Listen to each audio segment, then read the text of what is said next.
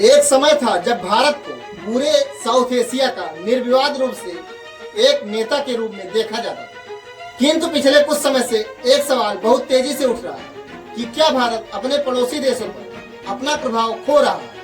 क्या भारत की पकड़ अपने पड़ोसी देशों पर धीरे धीरे कमजोर पड़ रही है?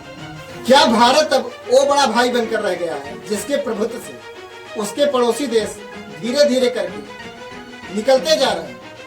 बात करें भारत की पड़ोसी देशों की तो उनमें चीन, पाकिस्तान, बांग्लादेश, नेपाल, श्रीलंका, भूटान और मालदीव है। इनमें से ज्यादातर के साथ भारत का ऐतिहासिक, सांस्कृतिक और धार्मिक जुड़ाव रहा। पाकिस्तान और बांग्लादेश एक समय भारत के ही हिस्से थे। नेपाल और श्रीलंका के साथ भारत के रिश्ते त्रेता युग से ही चले आ रहे हैं। भूटान और मालदीव के साथ भी भारत के रिश्ते बहुत पुराने हैं। तो ऐसे में यह सवाल उठता है कि आखिर वो कौन सा कारण है जिससे भारत की पकड़ अपने पड़ोसी देशों पर धीरे धीरे कमजोर हो रही है? तो इसके पीछे सबसे बड़ी वजह चीन का बढ़ता दबदबा है। जी हाँ, चीन अपने बेल्ट एंड रोड इनिशिएटिव के तहत इन देशों में अरबों का निवेश कर रहा है। श्रीलंका का हम्बनटोटा पोर्ट इसका सबसे बड़ा उदाहरण है, जिसे चीन ने 99 साल के लिए लीज पर लिया। मालदीव, नेपाल, यहाँ तक बांग्लादेश में भी चीन का प्रभाव बढ़ता हुआ चला जा रहा है, जबकि बांग्लादेश चारों तरफ से भारत से घिरा हुआ। भारत की कूटनीतिक राजनीति भी इसका एक बहुत बड़ा कारण है। भारत की नेबरहुड फर्स्ट पॉलिसी तो एक बहुत अच्छी पॉलिसी, किंतु जमीनी स्तर पर इसका प्रभुत्व बहुत कम ही दिखता है। जैसे हाल ही में नेपाल ने अपना नक्शा जारी किया, जिसमें उसने भारत के कई हिस्सों को शामिल किया और ये दावा किया कि वो हिस्सा नेपाल का। वहीं मालदीव ने भी इंडिया आउट कैंपेन चलाया।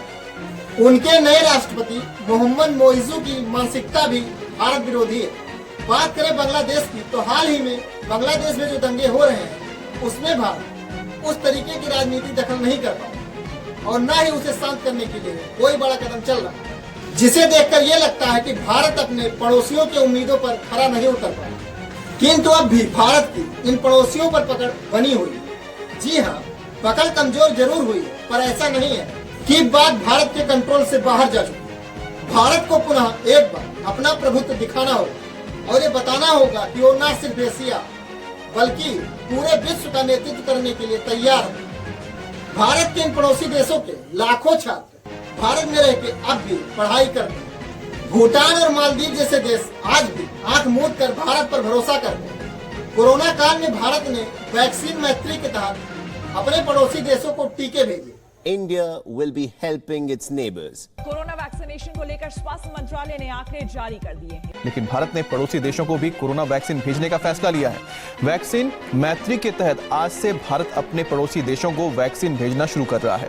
तो ऐसा नहीं है कि बात पूरी तरीके से भारत के हाथ से निकल चुकी है, किंतु अब भारत को रिएक्ट नहीं बल्कि प्रोएक्टिव होना पड़ेगा और अपने पड़ोसियों पर अपनी पकड़ फिर से मजबूत करनी पड़ेगी।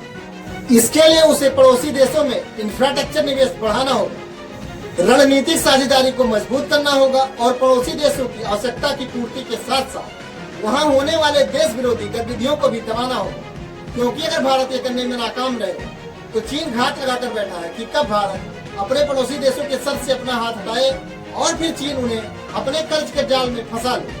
उम्मीद है कि आपको ये वीडियो पसंद आया होगा। अगर वीडियो पसंद आए तो वीडियो को लाइक, चैनल को सब्सक्राइब, बेल आइकन को प्रेस करना ना भूलें और इस वीडियो को ज्यादा से ज्यादा लोगों के पास शेयर करें ताकि सभी तक ये वीडियो आसानी से पहुंच सके। मिलते हैं आपसे एक और शानदार वीडियो के साथ, तब तक के लिए जय हिंद।